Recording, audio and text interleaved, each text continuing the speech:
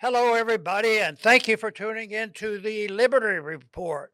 With us today, we have Chris Rossini, our co host. Chris, welcome to the program. It's great to be with you, Dr. Paul. Well, good. I'm glad to have you here today because I'm trying to figure out who's the best manager of our money. Is it the president or is it the chairman of the Federal Reserve Board? And I've come up to a conclusion that I'm sure you'll be able to address it and explain that to me. Maybe neither one is able to be considered a good manager of the money. I would say they're arguing over who's the most guilty and messing things up. But anyway, it's a big in the news, and this is one of the reasons there's chaos in the markets. Gold is going up significantly. As I often remind people, I remember when it was zero because we weren't allowed to own it. Then it goes to 35 and then 150 and on, and been up. In the first year, it was we were allowed to buy gold. It went up to 800. Tremendous increase. Right now, it's increasing a lot. It's over $3,000 an ounce, and doubling back in the old days.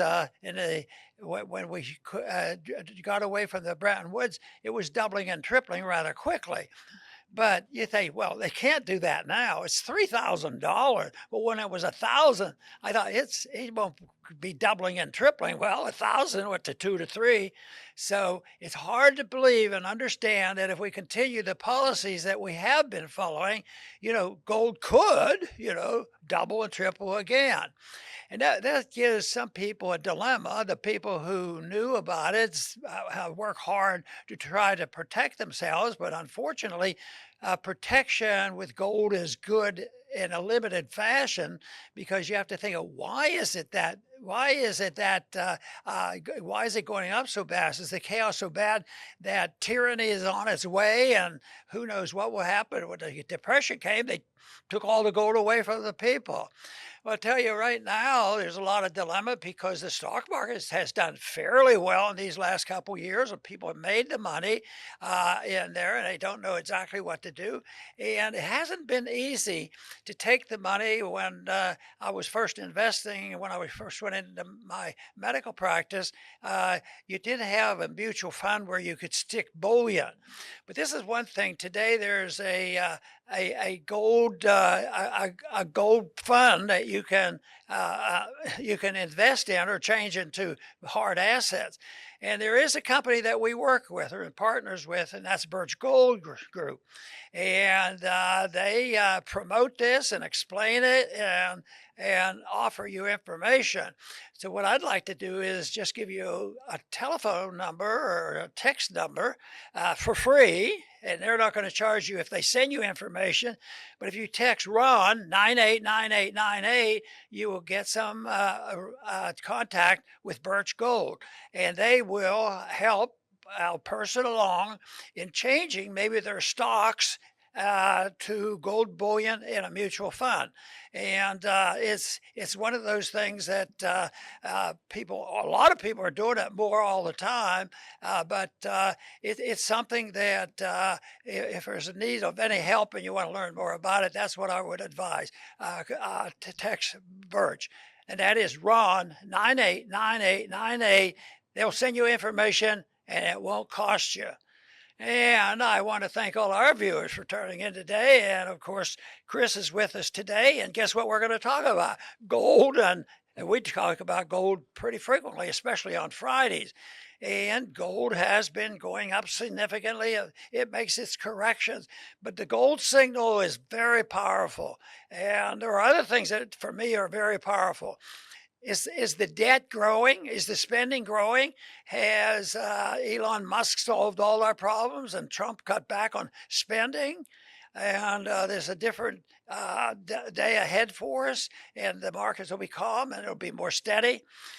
See, not too many believe that. I don't believe that. There may be very good intentions, but I think right now, since the legislative process has begun, you don't hear too much about how they're going to slash the spending. Quite frankly, if they talk about slashing spending, they're usually only talking about proposed increases. We're going to cut $2 trillion from the budget. Well, they made the budget so big. Cutting $2 trillion doesn't get you back to zero increases. It just lowers the amount it increases. But it's something that is difficult to follow at times. But this week we had a meeting with the Federal Reserve. The Federal Reserve had its, I think, it's every 6 weeks meeting, and everybody hangs on every word, every phrase of the chairman as if he knows something about monetary policy. But sometimes when you look at what's happening, even he admits there's chaos there. And I found it fascinating, some of the ways he described this. He says his policy that he's doing is now waiting and watching, and the danger to this and following the course he already followed are extremely low in danger. So he's assured himself that it's okay. Now the president has a little disagreement with that. Now I'll tell you one thing that I think I can defend this. Trump minces no words. He minces no words, and he hasn't exactly been a golfing buddy with Powell.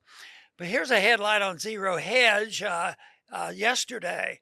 Trump slams Fed Chairman Powell as a fool in fiery rate rant. Is a showdown looming?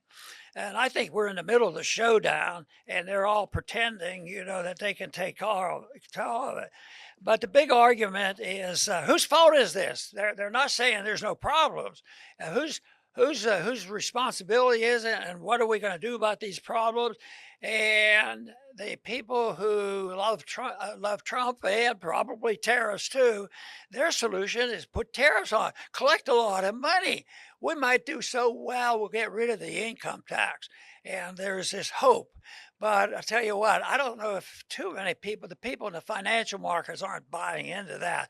And I just don't think that's likely to happen. Tariffs may have a bit of benefit one place or another, but they're really not a solution to spending and taking care of the debt that we have. Now, the big thing is Powell comes back and says that, he has inflation under control. Trump says that he would use tariffs, and then Powell comes back and says, "Oh, that's inflationary. If you have too many tariffs on, that's a cost." He's right. The costs go up. People have to buy more, and like right now they're buying in a hurry and to try to compensate for it. But if you don't mess around with monetary policy, just because of tariffs themselves will cause imported prices to go up. And you can't predict which one and how long they will last, that sort of thing. But the Federal Reserve blames Trump for this, but Federal Reserve Board chairman over the years that I've interviewed with them, they always blame the Congress, which is closer to the truth, because the Congress answers the questions to all the special interests, the evil ones as well as the innocent ones that are demanding spending, which they're doing right now. And it's that demand for money and the politicians wanting to stay in office. If they give somebody something for free and they go and fight wars that they think they're going to make the world safe for democracy.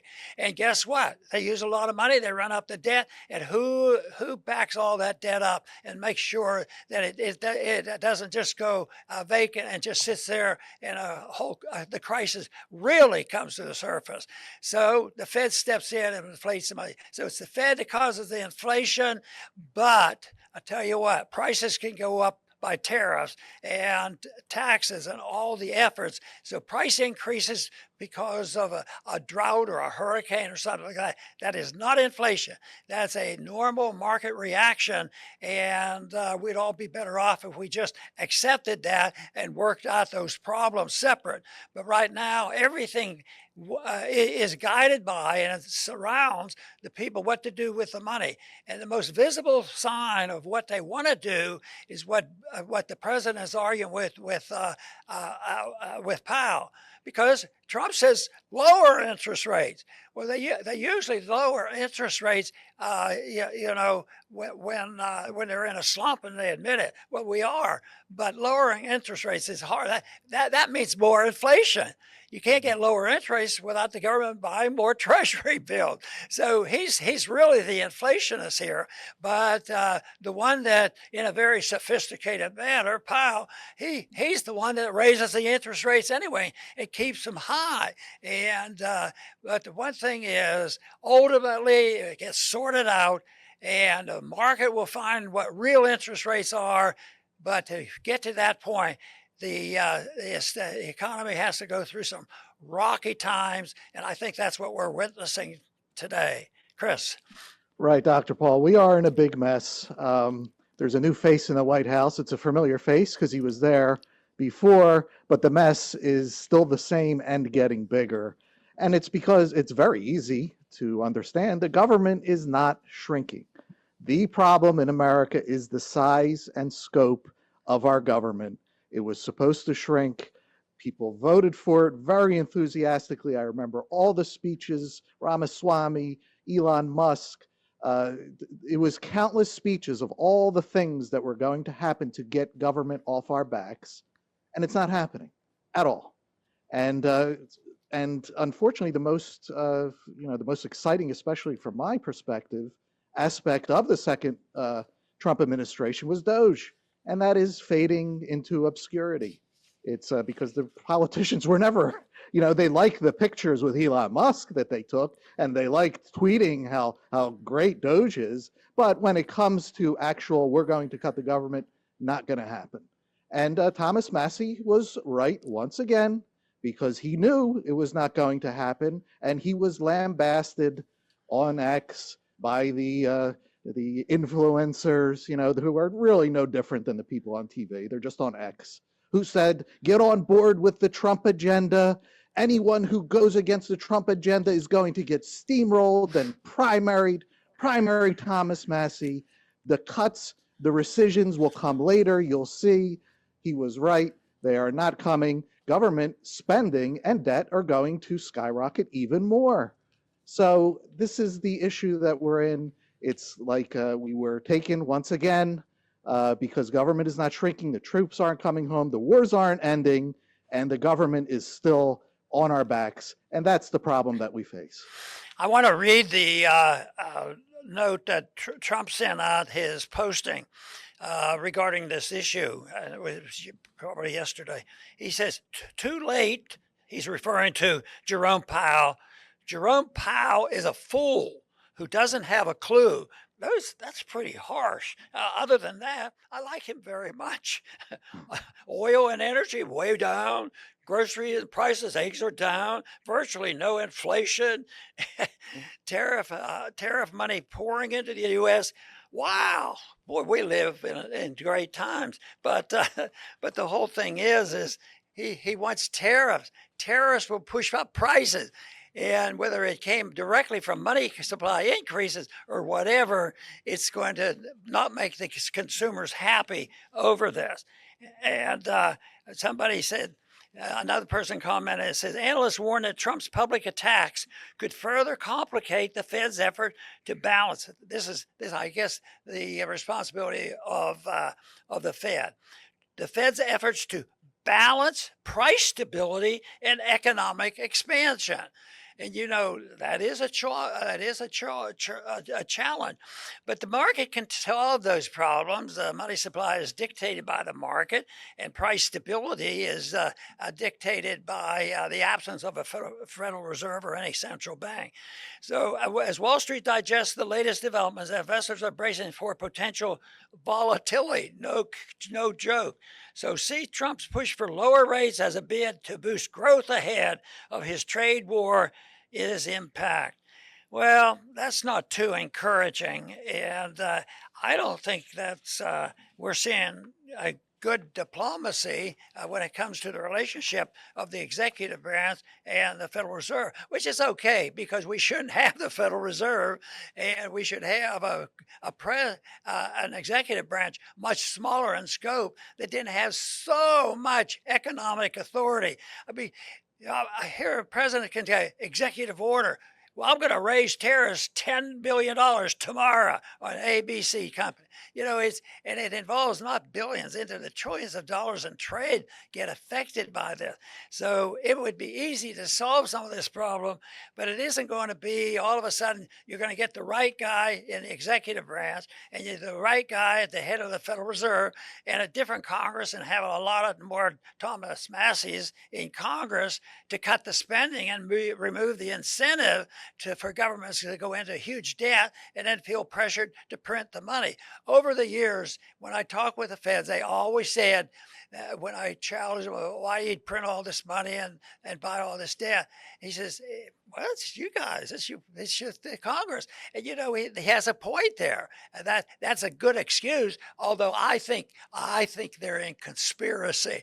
I think the big spenders in Congress and very often the executive branch, because all of them want to have war, and that's one of the biggest motivators for this. And the Fed would never hesitate to provide the money to go to Ukraine and the Middle East and Iraq and all these places that we go and save so many people. Think of Vietnam and all these things. So it's a coalition and it's a conspiracy. Oh, that's horrible. But it's dignified and nobody knows exactly what's going on because it's sort of hidden. So, but this all will come to light and it will all end and there will be major monetary reform eventually. A lot of people are talking about it right now that it's on our doorstep. Chris. Right, Dr. Paul. You mentioned, yes, that Trump calls Powell a fool. And what Powell does is foolish. It's a fool's errand. He doesn't know what interest rates should be. None of them do. It's arbitrary. They set it based on the goals that they want to achieve, and they hope that they'll achieve the goals by fixing prices. So it's foolish, but at the same time, Trump is being foolish. He's with setting the tariffs. He doesn't know what the tariffs should be. This morning, I wrote Trump, 80% tariffs on China seems right. Well, why not 76%? Why not 83.2%? It's arbitrary. He doesn't know what tariff rates should be. So this is more central planning. You have one guy fixing interest rates, another guy fixing tariff rates, and neither of them know what either of them should be.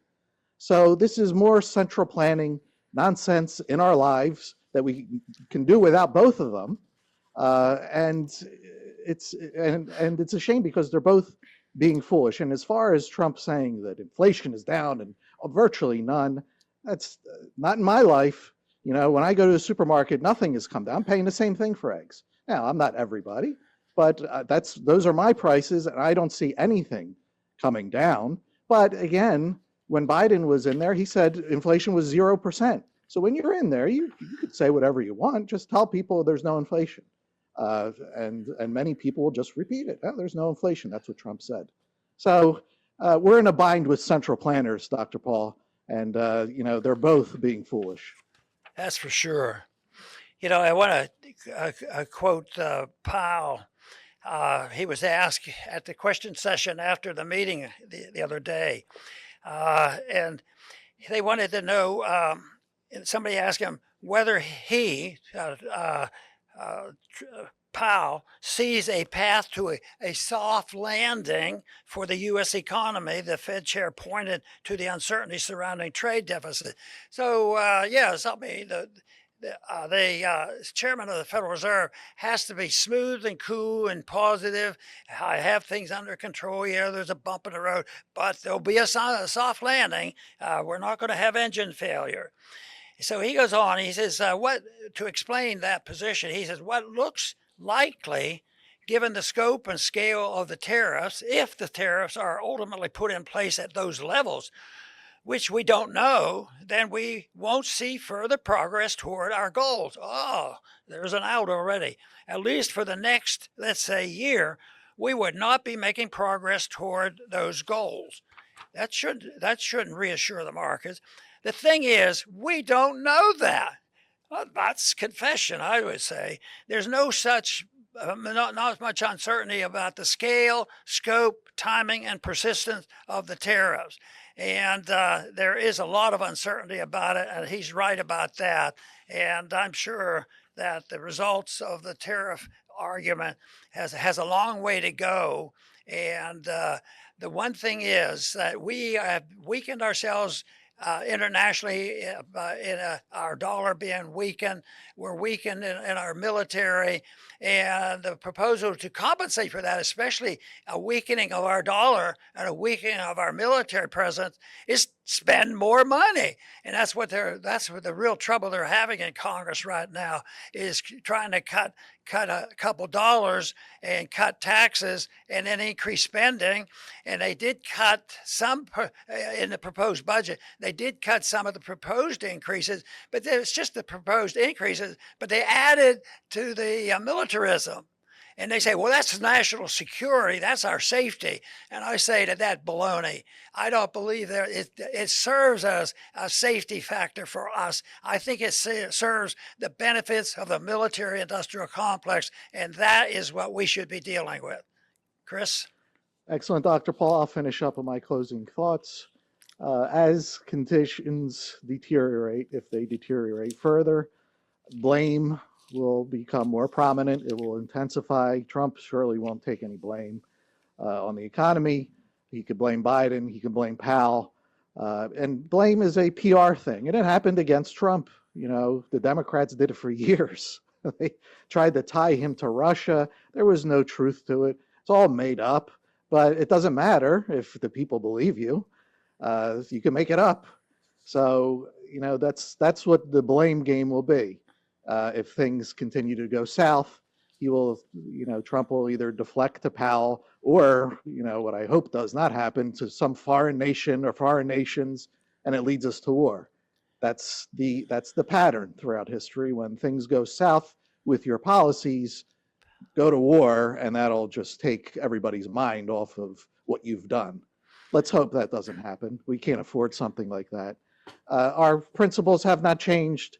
We hope this someday happens. It's not happening now. The government needs to shrink. The troops need to come home. The bases need to be closed. No more foreign aid and endless wars. Those are the only thing that matters. Not the first $1 trillion military budget, which is a black hole. So as of now, it's not happening. We could always be hopeful for the future. Very good. You know, this whole mess, I want to close with a generalized statement. The whole mess that we face, and it has to do with spending, the monetary system, the value of the dollar, our foreign policy. And we've gone in the wrong direction. Those questions are usually asked in political polling. Yes, wrong direction, right direction. And I would say, yes, we've been going in the wrong direction for a long time because the expansion of government is steady and it's exponential. The more messed up we get, the faster the growth has to be. And if you look at our spending, that is exactly the case. We're on a upslope, a rapid upslope to increase it, because now we could barely pay, we have to borrow money to pay interest on the debt. So it's absurd, and they do not think it's an emergency yet to do what they should be doing. And I argue that the whole mess of spending, whether it's debt or whether it's wars or the maldistribution of wealth, which is a significant event under these conditions and an incentive for a lot of chaos down there. And I say this would not happen if you didn't have fiat currencies run by and printed by our Federal Reserve System. So it isn't like you have to make it very complicated, but because this is a way of thinking you can get it for free and subsidize everybody or anybody, and whoever are the noisiest and the most powerful political figures who can come to Washington and get on the list of getting the appropriations. Believe me, they were challenged with the Trump victory, and there's a lot of good people there that would still like to do it. And there's quite a few still in Congress, but right now it doesn't look like they're in the driver's seat. So what we have to do as a people is spread the message and get them to orient toward, the principles of personal liberty and how that will solve these problems. And we have to deal with making sure that we have a sound currency as well. I want to thank everybody for tuning in today to the Liberty Report. Please come back soon.